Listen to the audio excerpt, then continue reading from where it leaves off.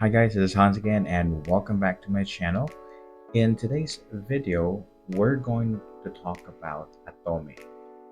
I always see this one on Facebook, on YouTube, and I even occasionally see this one on my email in the promotion tab. And I got curious, what it is all about. I always see though that it's a buy now and pay later application. And just recently I saw that they're also using a card that works just like a credit card. So I got curious about this. So today, guys, we're going to talk about what Atome is, how it works, what are the perks and benefits of getting one, and of course, how to apply. So if you're interested, stay tuned.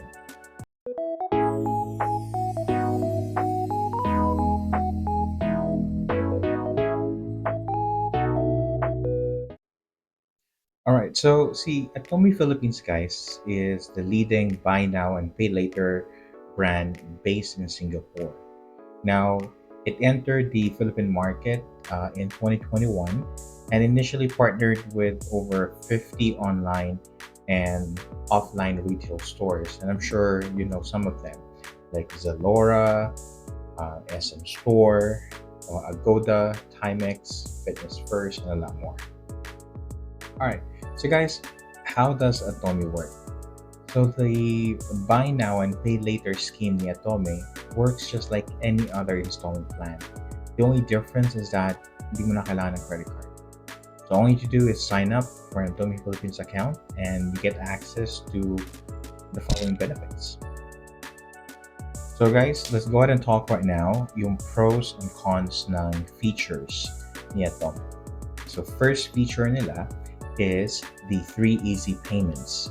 So yung ginagawa ni Atome, guys, it automatically splits your online and in-store purchases into 3 equal monthly payments. For me, pro siya kasi you don't have to reach out them and split your payments kasi it's done automatically. Magiging cons siya if in the event that you wanted that purchase to pay in full and since it's done automatically, hindi mo siya magagawa kasi nakasplit na siya agad. So guys, since automatic na magiging split yung purchases mo into 3 monthly payments, wala kang choice. Magkano yung interest? Diba when you request for such a thing sa bangko, usually may processing fee tsaka interest. However, with Atome, wala guys. So, part of the feature is zero interest, meaning lahat ng purchases mo na automatically being split into 3 monthly payments will not accrue any interest, nor you will have to pay processing fee, which is a very good thing to have. Sana sa lahat ng credit card. So for me, that's definitely isa sa mga pros. Alright, third is they offer some store-specific vouchers which are available sa mga first-time user. Alright, the next benefit, guys, is the Atome card. So yes, they have their own version of a MasterCard credit card and you can use that card to split your bill into 6 monthly payments and you can pay that in with zero interest rate for up to 40 days. Yung spending limit din niya is not bad. It's 200,000 or up to 200,000 and para siyang credit card. In fact, I saw the designs of their cards. They actually offer 3 cards, all with a MasterCard payment system. There's black, there's I think white, and pink. Very aesthetic lang tingnan. I fancy those type of credit cards na patayo yung design. Just like my China Bank Freedom Platinum MasterCard. And since may card siya, guys, and MasterCard yung payment system niya, then it is accepted by major stores, which is, for me, kasama siya sa mga pros ng card na to. So yun guys, those are the highlighted features of Atome card and Atome per se. Uh, there's two things that enticed me the most, and that is the zero interest rate and the Atome card. Uh, Medyo weakness ko yung mga gandang design ng card. Zero interest rate, guys. Wala masyadong nag-o-offer niyan sa Philippines. So that's really a big plus for me. As for the loan, hindi ako masyado sa loan, guys. Kasi may credit card naman ako. So, pass ako dyan. Yung pag-split ng payments, it's a case-to-case basis. Personally, I would want to pay my transactions after I receive my statement or on the due date versus like splitting the purchases and for 3 months. But again, it will be totally up to you guys if you kind of love or like the idea na mas split yung payment automatically. But dalawa lang yung nagustuhan ko. Which makes me think, tara, apply tayo. So, download natin yung app na tayo sa Play Store using Android. Type natin Atome. Tapos yan. So, install.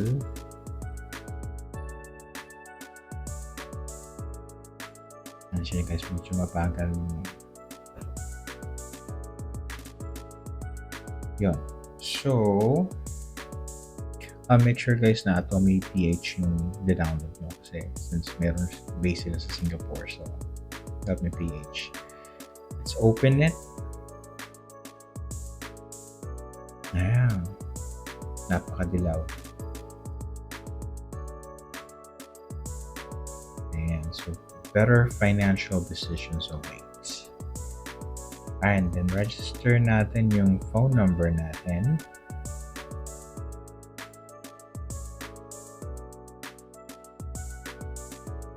Tapos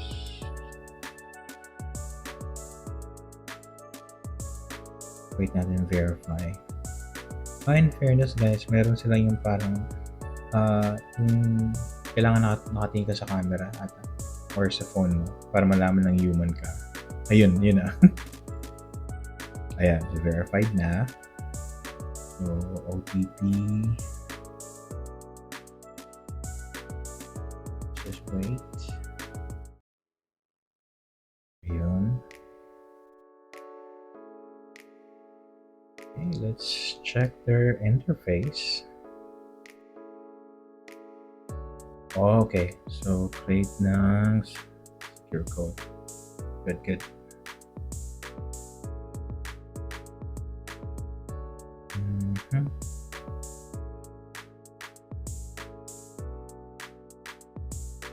Yeah, syempre, kailangan i-enable yan for security. Okay, in fairness. So, my card, my cash. Punta sa baba.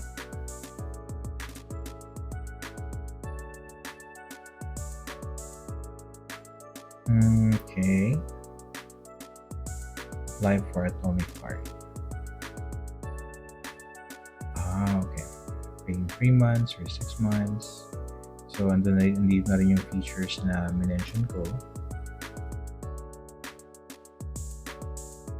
It's always a good thing to have a MasterCard kasi accepted yung MasterCard talaga worldwide. So yun guys, hindi ko na pinakita pero nag-apply na ako. I submitted my passport, yung liveness check din ako. So parang siyang typical na application for either savings account or credit card application. So just need to make sure that you provide all the necessary information and accurate information. Naglagay rin ako kung ano nilalagay kong name sa card, saan kita deliver, and such. Now, yung process niya guys, after you submitted your application is for you to wait for 3 days for credit evaluation. So mag-aantay tayo ng 3 days bago malaman kung approve ka sa Atome Card. So yan, nag-apply ako ng Atome Card kasi yun lang yung isa sa mga pinakagusto ko. So yan lang guys. So far, smooth yung process. Yung waiting na lang, the waiting game na lang yung medyo antay natin. But let's see. I'll definitely gonna update you once ma-approve ako or ma-decline ako, whatever the decision is.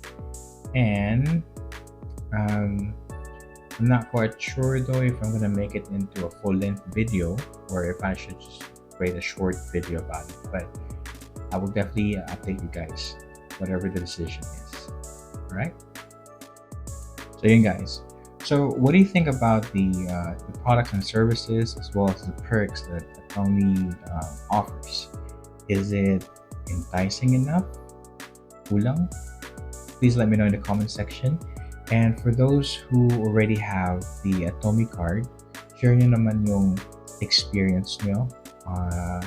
Kung gumagana ba talaga, may mga hiccups ba yung paggamit ng card, may mga decline transactions ba kayo, whatever it is. And I'll be more than happy to reply and respond to whatever your comment is. So there you go. So guys, if you find this video interesting and informative, please don't forget to like, share, and subscribe. And hit the bell notification icon para updated kayo sa lahat ng mga videos na ina-upload ko. I usually upload videos every Tuesday and Friday. So hope to see you guys again. Again, this is Hans. See you next time.